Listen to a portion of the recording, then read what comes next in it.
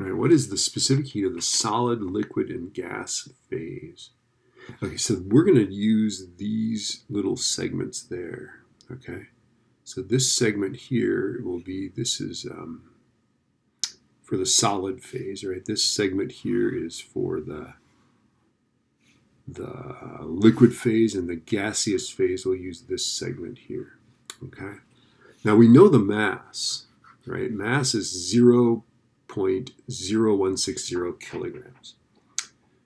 To figure out though the specific heat, right? Q is mc delta T.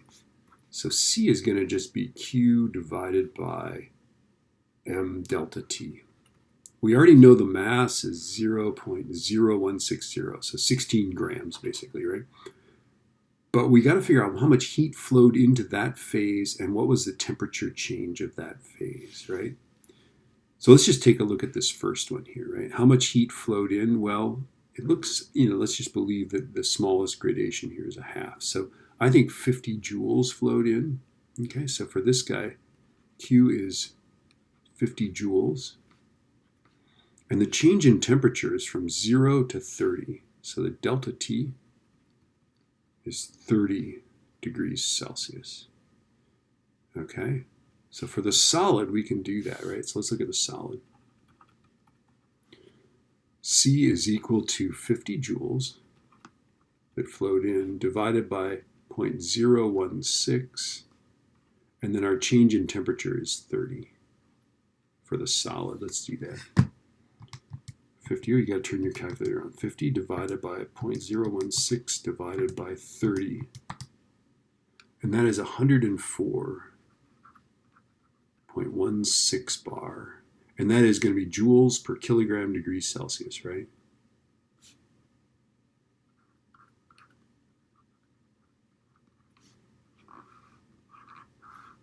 All right, now let's take a look at the liquid here, okay? For the liquid, the amount of heat that flows in is, notice it starts flowing in at 200, right? And stops flowing in at about 350, right?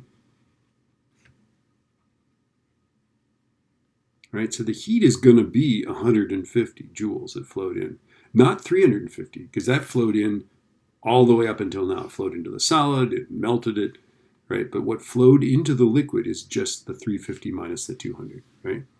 So for the liquid,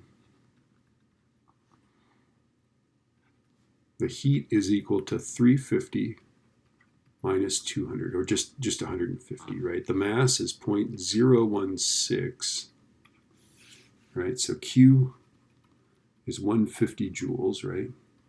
The change in temperature is 30 to 80, so the delta T is 50 degrees Celsius, right? From 30 to 80, 20, 40, 50, right?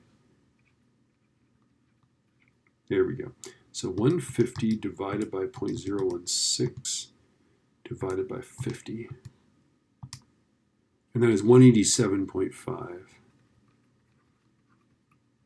And that's joules per kilogram degrees Celsius. Or 188, I guess, right? Now let's look at the gas, right? Let's see, our heat that flows in, notice it starts at 600, ends at 700, right? So Q is 700 minus 600, right? Our change in temperature looks to be 40 degrees, right? And that's from 180 to 120, right? Okay, so the gas is going to be C is equal to 100 joules divided by 0.016, that's the mass, right? And then the change in temperature is 40. So 100 divided by 0.016 divided by 40. That's 156.25.